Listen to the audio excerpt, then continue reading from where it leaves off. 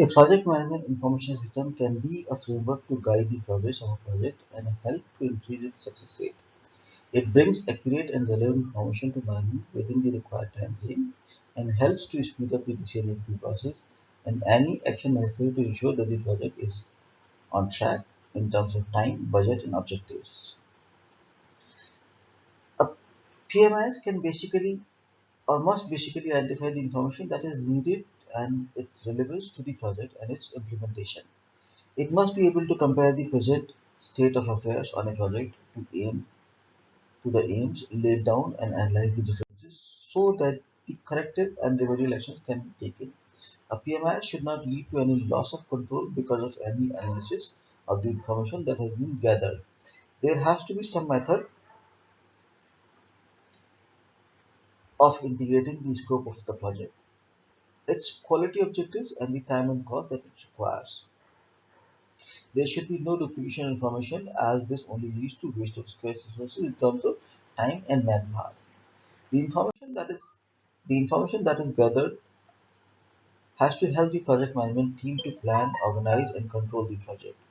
It must have sufficient information which can be of interest to all people who have a stake in the project. If there is any linkage to other projects within the same organization or out of it, it must have information on the concerned connected milestones so that it provides the right interlinking. It must have a system where any slippage in the time or money are highlighted and analyzed so that corrective actions can be taken. The information available must be must not be data alone. It must have relevance to any decision making that is required for project implementation or monitoring. Unnecessary dealing must be avoided. Unnecessary detailing must be avoided so that any decision making is not bowed down by the sheer weight of the information. The PMIs should enable a project team to pinpoint the variances in terms of time, money, and resources and see if they can find the reasons why these have occurred.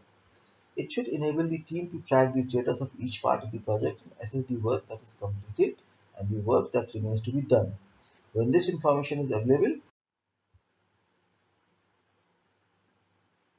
the project team will be able to recollect the necessary resources to see that each part of the project contributes to the success of the project.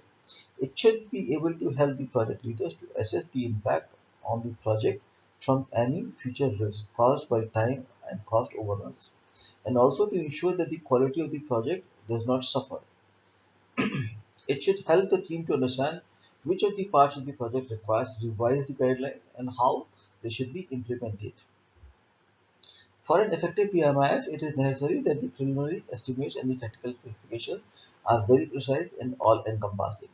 Cost control and feedback systems have to be always up to date. Project milestones need to be very clearly defined, identified, linked to the resources that are required to reach them. Vendor selection, materials management, human resource have to be individually looked into to ensure that each of these areas fits within the project parameters, and document control including its controlling movement is another vital area of the PMIS.